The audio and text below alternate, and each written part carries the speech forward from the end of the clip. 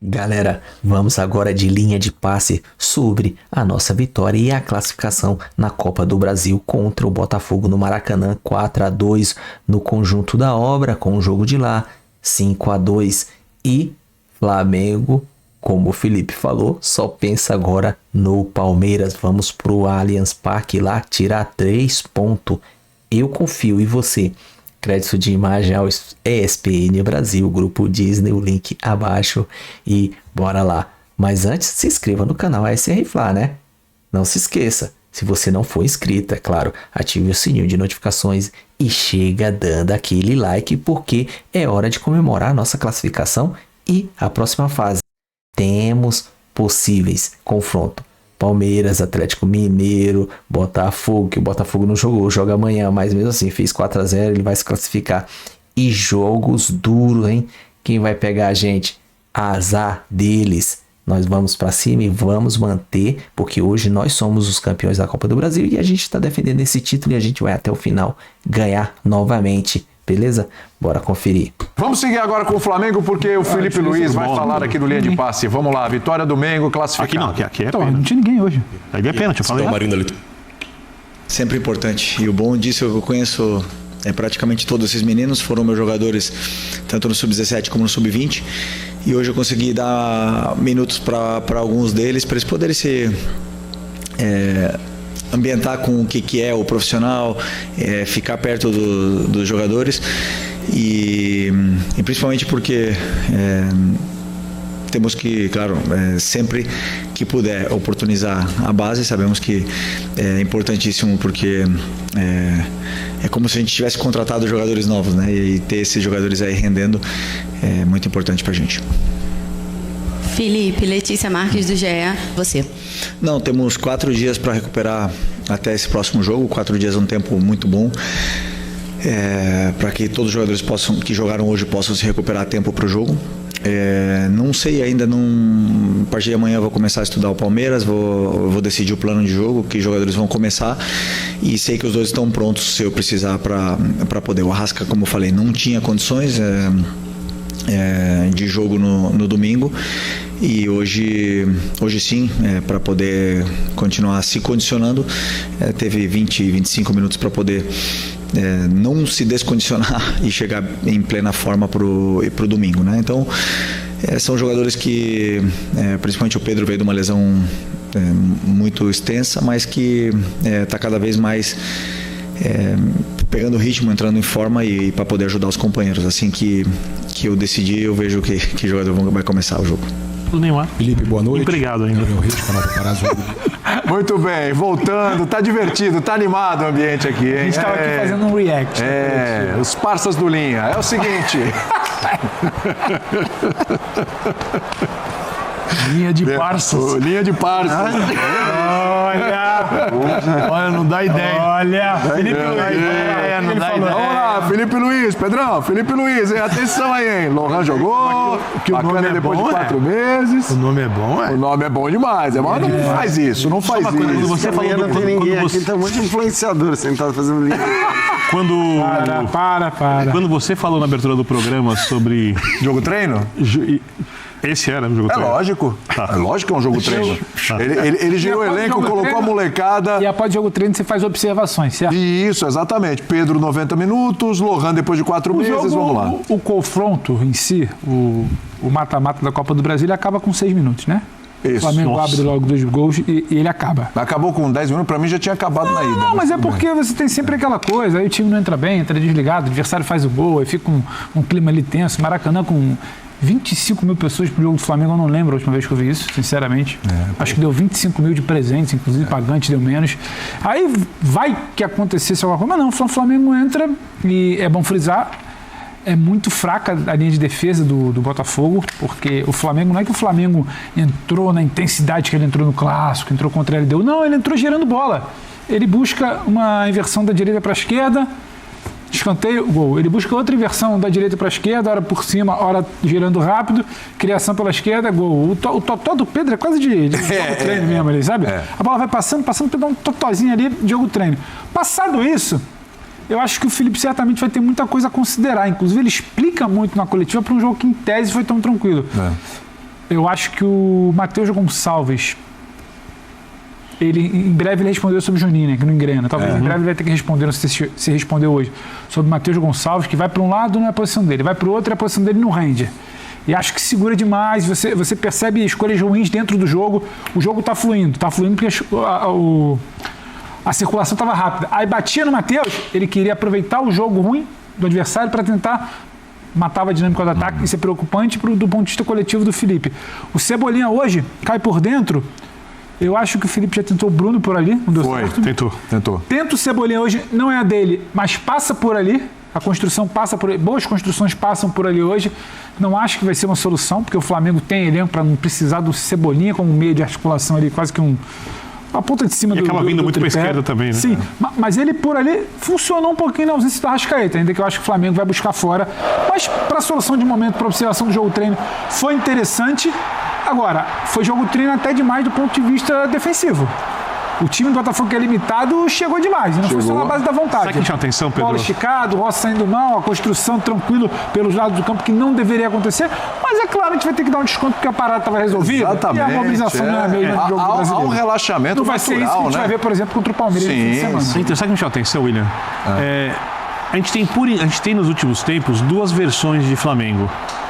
Quando o Flamengo acerta essa marcação alta e por um bom tempo, na primeira parte do jogo, o Flamengo conseguiu fazê-la muito bem, ele esmaga o adversário. No caso hoje, o jogo acontecia ali no último terço do campo, terço ataque do Flamengo. O Flamengo recuperava a bola ali com facilidade, o Botafogo não conseguia nem dar um chutão para frente, tinha pouco espaço, e quando dava o chutão a bola era com muita facilidade dos defensores do Flamengo, dos jogadores mais recuados. Essa versão flamenguista, quando funciona, ela é muito boa. É muito chato enfrentar o Flamengo assim. Quando o Flamengo não consegue, por uma questão física ou de atenção, porque relaxou ou porque em outros jogos, quando é mais exigido, tem times melhores saindo jogando e os jogadores fisicamente do Flamengo não conseguem manter esse tipo de marcação que ninguém consegue manter no jogo inteiro, o Flamengo sofre no contra-ataque. E a segunda versão do Flamengo, para mim, e essa, não vou dizer que me preocupa, porque mal tem tempo para treinar o Felipe, eu tenho certeza que ele pode organizar isso. Quando o Flamengo recua um pouco, o Flamengo não é forte defensivamente. Não é tragédia, mas não é forte. E você olha um time que nem o Pedro falou agora, por exemplo, com o Everton, né, com jogadores rápidos na frente, você é um time que você pode usar o contra-ataque e ser letal. Sim. Se o Flamengo conseguisse trabalhar para ser nas duas fases do jogo, não precisa ser um time de tanta posse de bola, tá? Posse de bola, bom você controlar o jogo, você descansar o time com a bola, mas se o Flamengo conseguir, quando joga mais atrás, ter um contra-ataque muito forte, para alternar pressão muito alta, e aí esmaga o adversário e marca muito forte atrás com um contra-ataque forte, esse time do Flamengo vai ser muito dificilmente vai ser vencido. Só que me parece que essa segunda ideia possível, o Felipe só vai usar meio a contragosto, em certas circunstâncias, se perder um jogador e precisar recuar um pouco. Me parece que ele não gosta muito dessa ideia de ser um time plenamente reativo em alguns momentos do jogo. Né? Um time com dois extremos, muito agressivo ou muito reativo. Mas não era o caso para hoje, né, Benner? Vamos falar a verdade. Mas eu não estou pensando só em hoje. Então, mas assim, a verdade é... Pensei no jogo com o Botafogo também. Acho que assim, jogar a avaliação tática de um jogo como o de hoje não cabe muito num jogo como esse, num calendário como o nosso. Pela facilidade que o jogo... É isso. Né, 4 minutos do segundo tempo estava 4-1. Exato, exato. 7 minutos estava 3-0 no agregado. É um jogo contra um time da Série C. Eu acho que assim, não dá para exigir nada e nem devemos exigir nada de um time nessa condição num calendário como o que a gente tem. A grande notícia para o Flamengo é uma só.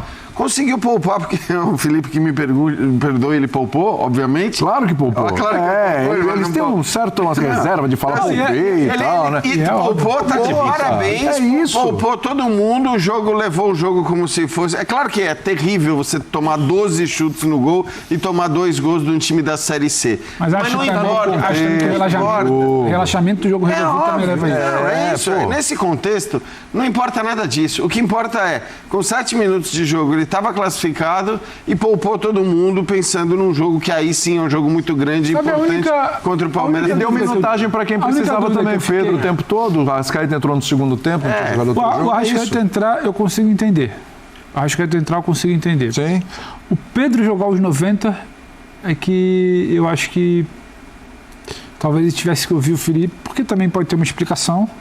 Tem que ter, né, Pedro? Porque na coletiva anterior o Felipe falou que o Pedro não estava fisicamente. Jogou se poupando. Assim como eu acho que o Arrascaeta entra hoje. Poupou o Arrascaeta no fim de semana e jogou hoje. Acho que não. Acho que o Arrascaeta hoje tem muito mais a ver com o jogo-treino. Joga pra rodar. Sim, é isso que eu falei, pra dar minutagem. O Pedro é que talvez eu acho que numa dessa você estica pra querer fazer um gol, pra querer fazer um quinto, não sei. Mas pode ter acho que não é pelo gol, não, viu, Pedro? Eu acho que, assim, é uma avaliação de que pra ele era bom jogar. Aliás, é o primeiro, se eu não me engano. E talvez uma indicação... Desde que voltou. 90 minutos é a primeira vez, desde que talvez uma indicação de que ele não comece jogando. Aí não sei, não é informação. É que ele não comece jogando, mas é uma coisa para ser cogitada. Em algum momento. Porque talvez vamos avaliar a recuperação depois de 90 e ele comece. Não sei. Mas num jogo menos exigente, a participação maior.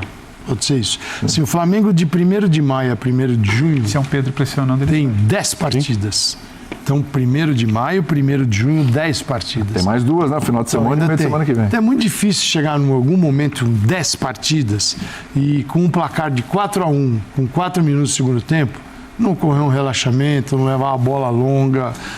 Cara, é impossível. Sem a quantidade, tanto que o torcedor respondeu. A resposta está na arquibancada. Você pega o Flamengo com 25 mil pessoas. Isso eu não lembro. Isso é inconcebível. É inconcebível para a marca, para o clube, para aquilo que ele representa. Tem uma sugestão, né, a nova diretoria do CBF que vai ser formada, não sei quem vai mandar, mas tem bastante gente lá para isso. Sim, a gente poderia até, esta fase, as oitavas vão começar. Oitavas, então significa que tem 16 clubes. É uma fase mais difícil no futebol brasileiro. Em outras ligas, quando você tem 16, você ainda tem grandes jogando contra minúsculos. No futebol brasileiro, você tem um outro tipo de confronto. Então não dá para fazer o que eu vou dizer aqui, mas até esta fase aqui, daria para jogar em partida única.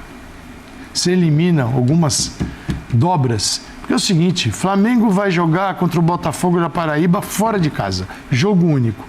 O que isso faz? Isso transforma este primeiro jogo num jogo decisivo. Então, o clube que vai jogar precisa tratar a partida mais seriamente, senão ele dança e cai fora da Copa do Brasil. Para o adversário, é aquele jogo e é na casa dele, porque o time de menor divisão recebe o de maior divisão. Mas esse aumenta a chance do time menor passar e a CBF prefere ter os times grandes na fase decisiva. Então é o seguinte, se eu como entidade vou direcionar clube, também já é um negócio... 2 jogos. Mas ainda assim, Fortaleza caiu, Grêmio caiu. O que eu acho é que, na verdade, em geral, você tem... Esse ano a gente não... Palmeiras e Ceará. Sim. Eu acho que o que acontece é que muitas vezes nessa fase você já tem confronto de 2 times de primeira divisão. Mas e dá aí talvez fazer isso dá para fazer. Sim, porque é o seguinte, o calendário não comporta. Então o que não dá é para o Flamengo. Sabe, voltemos para o estadual. O que não dá é para o Flamengo e qualquer outro time, e isso acontece com outras equipes, jogarem de 1º de maio a 1º de junho 10 partidas. Você tem ali um pouco, 31, 32 dias e 10 partidas. Você imagina, um dia antes, um dia depois, o dia do jogo, você elimina qualquer possibilidade de se pensar. Você não pensa, você executa e executa mal e viaja. E tem que viajar pela Libertadores, tem que viajar pela Copa do Brasil, você viaja pelo Brasileiro.